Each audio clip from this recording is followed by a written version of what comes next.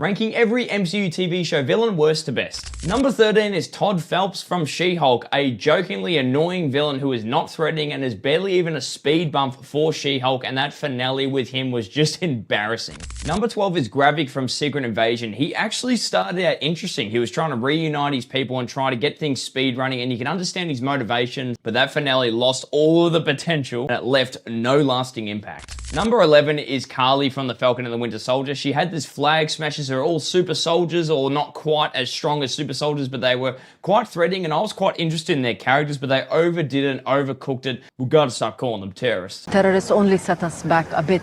You have to stop calling them terrorists. Even though they clearly are terrorists and they're blowing up buildings with people in them and innocent people that are, there you go. No, apparently not. The execution for her was just flat, and I think maybe if we had more time with her, we could have fleshed out a little bit better, but as it stands, she was a very weak and uninteresting antagonist. Number 10, Ravonna Renslayer from Loki. I liked her character at the start and relationship with Morbius, but I keep saying Mobius. She had a bit of mystery to her and was morally ambiguous, but her presence was just lacking, and by the end, she was not the threatening villain at all. Lackluster by far. Number 9, Kingpin in Hawkeye, not Kingpin in general.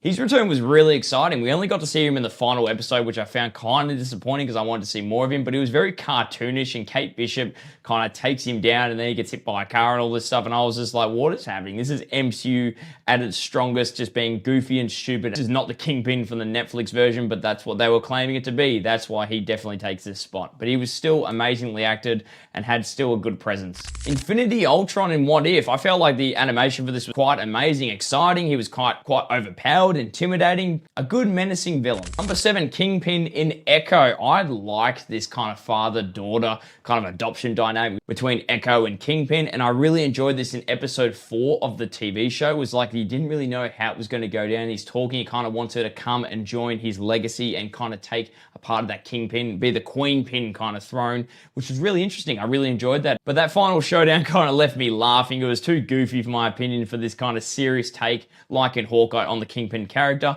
That's why he takes his spot on the list. Number 6, Arthur Harrow from Moon Knight. Ethan Hawke did a really great job here. A cult leader, but he had a kind of calm presence throughout this show. I found it really interesting. It was quite typical, quite your typical villain, but I just really enjoyed the portrayal. I liked this kind of threat for Moon Knight. It wasn't as explosive as other villains doing all this crazy stuff, but his presence was just always heard when he was on. Before we get to the top 5, be sure to like the video and subscribe. Help me get to 1,000. Agatha Harkness in WandaVision. I enjoyed her portrayal, how she was a side character throughout the entire series, and you find out she's actually pulling all these strings behind the scenes. I found that really interesting. I felt like she was a fun portrayal, and she was just going full ham with this kind of whack-down kind of role, and it was just great seeing this actress kind of on the screen doing all this and having fun with the character, and she did kind of feel threatening in a fun, goofy way, but not enough to take a high spot on the list. Number 4, Baron Zemo in Falcon and the Winter Soldier. This was amazing to see this character back in full swing, and his motivations were still set in stone. He was sick of the super serum. He was going out on his own accord, but he was obviously working with Falcon and the Winter Soldier to delve into his own motives and achieve his own plans. He wasn't just doing it to become a good guy. He was doing it because he had a goal to achieve. And I just love this cunning nature. He's charming, he's calculated, and then he's quite chaotic in some moments. Amazing. John Walker, US agent from the Falcon and the Winter Soldier. He gets a bad rap. I always liked his character from the get-go.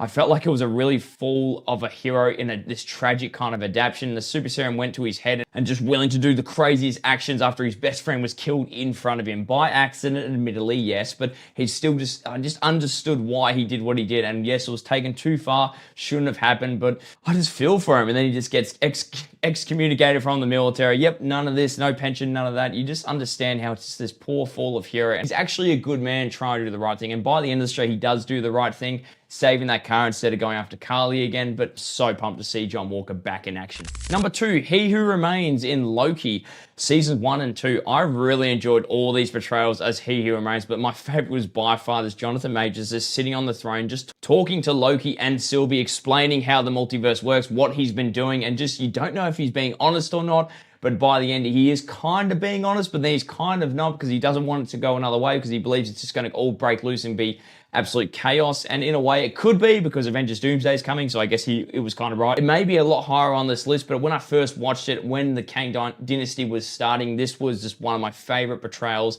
of a villain in a TV show, even considering how small the part actually was. Number one by far is Kingpin and Daredevil Born Again. Was there really any doubt in anyone's mind? This is Fisk. There is no other Wilson Fisk that will ever come along that will beat this portrayal, in my opinion. This is the Wilson Fisk, and I'm glad Marvel got Matt Murdock and Kingpin in this show, and this show really focuses on Kingpin. He's really the main character. It really should be called Kingpin Born Again, like crazy. And you get to see him kind of try and do the right thing, or he believes he's trying to do the right thing, but then he just falls right back into his old ways of becoming just the Kingpin once again. Sensational performance. I cannot wait for season 2, but you can clearly tell they just wanted to split into 2 seasons when I think it was supposed to be 1 season, but you can clearly tell they split into 2. But anyway, what is your top 3 picks for villains, MCU TV show villains? Is it the same as my list? Is it completely different? Comment them down below and be sure to like the video, subscribe, and all that rubbish. And I'll see you all on the next video. Mwah.